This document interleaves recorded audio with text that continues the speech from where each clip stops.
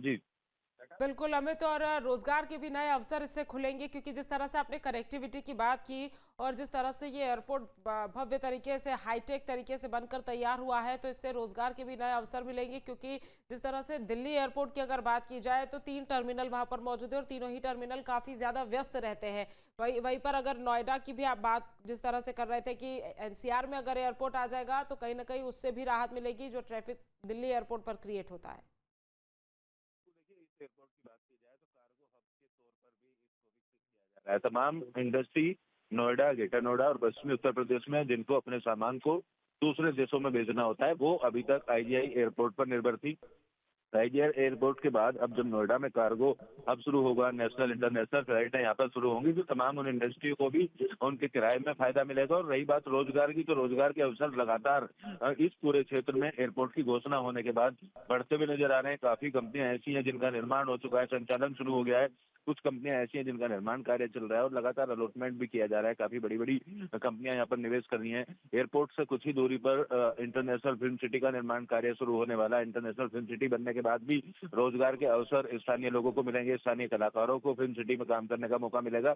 तो इस पूरे इलाके को एक सही विजन के साथ प्रदेश सरकार और केंद्र सरकार के द्वारा डेवलप किया जा रहा है और उसी डेवलपमेंट का असर देखा जा रहा है कि पूरे इस इलाके की अगर बात की जाए, आज से 8 से 10 साल पहले तो 4 से 5 लाख रुपए बीघे के हिसाब से जमीन मिला करती थी, जिसके रेट अब 50 लाख के आसपास हो गए हैं। तो जमीनों के रेट एक तरफ बढ़े, दूसरी तरफ नई नई जो इंडस्ट्री है वो यहाँ पर लगातार शुरू होनी है। और एयरपोर्ट के संचालन होने का जो इंतजार है वो पिछले काफी दिनों से लगातार स्थानीय लोगों के साथ साथ इस पूरे इलाके से जुड़े जो भी जनपद से जुड़े हुए अन्य जिले हैं उनके लोगों को भी था। और बड़ी सौगात के तौर पर नोएडा इंटरनेशनल एयरपोर्ट की सौगात को देखा जा रहा है। हालांकि पहले फेज का काम पूरा होने पर अब इसका संचालन शुरू किया जाएगा। अभी 3 फेज और हैं, 4 फेज में पूरा एयरपोर्ट बनकर तैयार होना है। दूसरे फेज के लिए जमीन अधिग्रहण कर ली गई है, तीसरे फेज के अधिग्रहण करने की कोशिश की जा रही है। तो काफी तेजी से जो डेडलाइन दी गई थी एयरपोर्ट को निर्माण करने को लेकर, उसी तेजी से निर्माण कार्य चल रहा है। और उसके साथ साथ एयरपोर्ट के साथ साथ जो तमाम डेवलपमेंट है वो यहाँ पर देखा जा रहा है। रोजगार जिस तरीके से बढ़ रहे हैं उसको भी देखा जा रहा है। और खुद विधायक इस बात को कहते हुए नजर आए थे कि इस क्षेत्र में पिछले अगर 7 साल 8 साल की बात की जाए तो कई गुना विकास यहाँ पर देखा गया, कई गुना रोजगार के अवसर बढ़े हैं और जो आने वाले दिनों में और ज्यादा बढ़ते हुए फिलहाल नजर आएंगे। और यही सब कार्यों को देखने के लिए, तमाम चीजों को देखने के लिए, कार्यक्रम स्थल को देखने के लिए योगी आदित्यनाथ यहाँ पर पहुंचे और स्थानीय जनप्रतिनिधियों से उनके इलाकों में एयरपोर्ट को लेकर कितनी उत्सुकता है, किस तरीके के अवसर उन लोगों के लिए बढ़ेंगे, उन तमाम मुद्दों पर भी बातचीत करते हुए योगी आदित्यनाथ नजर आएंगे। तकरीबन माना जा रहा है 1 घंटे के आसपास यहाँ निरीक्षण भी करेंगे और निरीक्षण के साथ साथ जो समीक्षा बैठक है वो भी करेंगे। और उसके बाद गाजियाबाद के लिए रवाना हो जाएंगे। बाद में सीएम लखनऊ के लिए जाएंगे। सीएम के दौरे को लेकर आज सुबह से ही जो तमाम पुलिसकर्मी हैं उनको तैनात किया गया था, ट्रैफिक पुलिस को तैनात किया गया था। खुद नोएडा पुलिस कमिश्नर, जिलाधिकारी, प्राधिकरण के सीईओ, ये जितने संबंधित अधिकारी हैं वो सुबह से लगे हुए थे। और जनप्रतिनिधि भी तमाम पहुंच चुके हैं, जो आसपास के सटे हुए जनपदों के हैं तमाम जनप्रतिनिधि यहाँ पर पहुंच गए। गाजियाबाद के कई विधायक यहाँ पर पहुंचे, बुलंदशहर के, हापुड़ के तमाम जो विधायक हैं, जो जिन जिन के इलाकों से तमाम लोग यहाँ पर पहुंचने हैं वो भी पहुंच गए हैं। तो उन लोगों के साथ भी मीटिंग शुरू होगी और अधिकारियों के साथ भी मीटिंग शुरू होगी कि किस तरीके की रूपरेखा इस पूरे कार्यक्रम को लेकर बनाई गई है। अमित, आप हमारे साथ जुड़े हुए हैं और तमाम दर्शक भी हमारे साथ जो नहीं जुड़े उनकी जानकारी के लिए बताइए, पीएम नरेंद्र मोदी के दौरे से पहले आज का ये जो निरीक्षण दौरा बैठकों के साथ रहने वाला है, इसे फाइनल रिहर्सल के तौर पर देखा जाए? बिल्कुल, देखिए फाइनल रिहर्सल है क्योंकि अधिकारियों ने कल शाम को मीटिंग की थी और मीटिंग करने के बाद अपनी जो तैयारियां हैं उन तैयारियों में कहाँ कहाँ क्या बदलाव होना है, कितने लोग कहाँ से आएंगे, उन तमाम पॉइंट्स पर कल शाम को तमाम जो स्थानीय अधिकारी हैं, जनप्रतिनिधि हैं, उन्होंने अपनी मीटिंग फाइनल कर ली थी। और जो जो उस मीटिंग में चीजें फाइनल हुई उन्हीं को अब मुख्यमंत्री के सामने रखा जाएगा।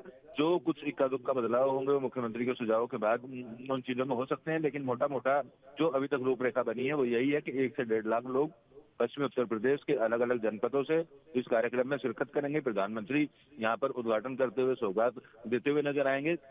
और मुख्यमंत्री इन तमाम तैयारियों की ही समीक्षा करने के लिए फिलहाल यहाँ पर पहुंचे हैं। फाइनल मीटिंग होगी, फाइनल मीटिंग के बाद जो भी थोड़ा बहुत बदलाव उसमें अगर देखने को मिला तो, नहीं तो जिस तरीके से जेवर विधायक द्वारा बताया गया कि यहाँ पर 1 से 1.5 लाख लोगों के पहुंचने का अनुमान है। लोगों को बस के जरिए लाया जाएगा। ट्रैक्टर ट्रॉली कई बार जाम का कारण बन जाते हैं, क्योंकि एयरपोर्ट की बाउंड्री बन गई है, खुला इलाका नहीं है, तो 3 गेट से एंट्री और एग्जिट होगा।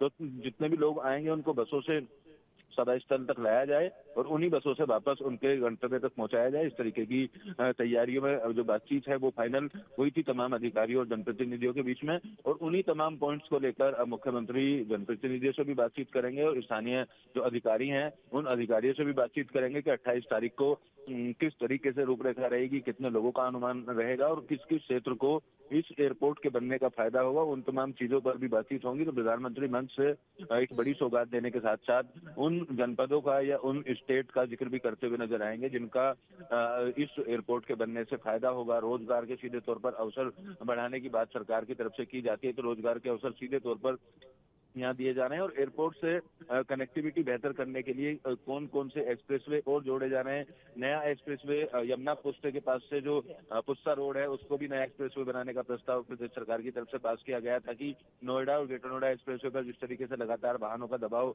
बढ़ता है और जाम की स्थिति बनी रहती है, तो उस जाम में एयरपोर्ट से आने और जाने वाले लोग ना फंस पाए। तो उसकी बेहतर कनेक्टिविटी के लिए आने वाले दिनों में किस तरीके के प्लान है उन पर बातचीत होगी। और खासतौर पर फोकस जो है वो 28 तारीख के इस इनॉग्रेशन कार्यक्रम को लेकर मुख्यमंत्री का रहेगा और उसी को लेकर तमाम जो बातचीत है अधिकारियों के साथ यहाँ पर करने के लिए मुख्यमंत्री आज पहुंचे हैं। कल ही से मुख्यमंत्री के आने की तैयारी चल रही थी और जो तमाम अधिकारी हैं वो पिछले कई दिनों से रूट में पूरी तरीके से तैयार उनकी तरफ से कर लिया गया है। और जो लोग सभा स्थल तक पहुंचेंगे किस गेट से उनकी एंट्री की जाएगी उसको लेकर और एग्जिट को लेकर तमाम जो तैयारियां हैं पूरी की गई है। अब इस एयरपोर्ट के बारे में क्या क्या खासियत है वो प्रधानमंत्री बताते हुए मंच से नजर आएंगे। योगी आदित्यनाथ जो सीएम है वो बताते हुए नजर आएंगे। उड्डयन मंत्री भी कार्यक्रम में शामिल होंगे। तो काफी वीवीआईपी जो है वो इस कार्यक्रम में शामिल होंगे। सीधे तौर पर पश्चिमी उत्तर प्रदेश या हरियाणा या राजस्थान के लोगों को किस तरीके का फायदा इस एयरपोर्ट से मिलने वाला है, उन तमाम चीजों को लेकर जो तैयारियां हैं वो करीब करीब पूरी हो चुकी हैं। और पंडाल का कुछ हिस्सा तकरीबन 25% हिस्सा जो है वो लग चुका है। उसके अलावा अगर बात की जाए तो उसका काम किया जा रहा है। तमाम मजदूरों को वहां पर लगाया गया है। एसपीजी जी पहुंच चुकी है। एसपीजी के कंट्रोल में पूरा ये सभा स्थल है और किसी भी ऐसे व्यक्ति को, संदिग्ध व्यक्ति को आसपास घूमने नहीं दिया जा रहा है। नो फ्लाइंग जोन घोषित कर दिया गया है। तो तमाम तरीके की जो सुरक्षाएं हैं उन मानकों पर पुलिस अधिकारी, एसपीजी काम करते हुए नजर आ रहे हैं और जनप्रतिनिधि इस जनसभा को सफल बनाने के लिए अपने अपने स्तर पर कदम उठा रहे हैं। उसी तरीके से अधिकारियों की बात की जाए तो अधिकारी सुरक्षा को लेकर पुलिस कितनी तैनात रहेगी, 4000 के आसपास पुलिसकर्मियों को तैनात रखने की बात कही गई है। उसमें गैर जनपदों से भी पुलिस बल को बुलाया गया। पीएससी भी तैनात रहेगी और ट्रैफिक पुलिस ऐसे पॉइंट्स पर लगाई जाएगी जहां जाम लग सकता है या वीवीआईपी आने के दौरान रूट डाइवर्जन करना पड़ सकता हो। तो उन तमाम चीजों को लेकर तैयारियां तकरीबन पूरी कर ली गई है। बिल्कुल, यानी कि तैयारियां अपने आखिरी चरण में हैं और जाहिर तौर पर एक फाइनल रिहर्सल के तौर पर इस दौरे को देखना गलत नहीं होगा। अमित, देखिए, एक तरफ ये एयरपोर्ट बनेगा, जाहिर तौर पर दबाव दिल्ली एनसीआर पर कम होगा, लेकिन कौन कौन से ऐसे वो बिंदु जिनकी वजह से इसे उत्तर प्रदेश के विकास का गेटवे भी कहा जा रहा है? बिल्कुल, देखिए, अगर बात की जाए लोकेशन की तो जेवर जिस जगह एयरपोर्ट बनाया गया है वो आगरा के भी नजदीक है। मथुरा, अलीगढ़, बुलंदशहर की बात की जाए या गौतम बुद्ध नगर जनपद है, उसके अलावा हापुड़ का दोलाना इलाका, गाजियाबाद के सटे हुए तमाम ऐसे इलाके हैं। मेरठ तक के तमाम जो यात्री हैं, क्योंकि रैपिड रेल को जो मेरठ कनेक्ट कर रही है उसको नोएडा इंटरनेशनल एयरपोर्ट से भी कनेक्ट करने के लिए तमाम प्रस्ताव पास हो चुके हैं। तो इस पश्चिमी उत्तर प्रदेश के कई ऐसे जनपद हैं जिनको सीधे तौर पर कनेक्टिविटी मिलेगी। दूसरा, इंडस्ट्रियल हब कहा जाता है गौतम बुद्ध नगर को। उसके आसपास में अगर गाजियाबाद की बात की जाए तो तमाम इंडस्ट्री वहां भी है और काफी ऐसी इंडस्ट्री है जो विदेशों से लगातार कंटेनर के माध्यम से अपना माल मंगाती है या तो भेजती है। तो कार्गो हब बनने के बाद उन तमाम इंडस्ट्रियों को सीधे तौर पर लाभ मिलेगा।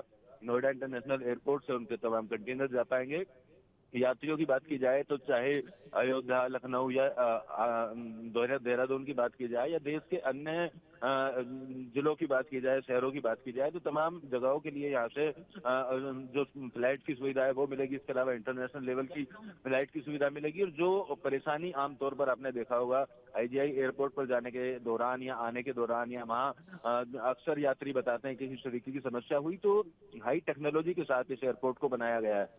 आपके मोबाइल पर तुरंत आएगी ब्रेकिंग न्यूज। स्क्रीन पर सबसे पहले दिखेगी बड़ी खबर। देश दुनिया की हर खबर एक जगह। अब आपके मोबाइल पर तुरंत फटाफट इंस्टॉल कीजिए न्यूज नेशन ऐप और रखिए खुद को अपडेट।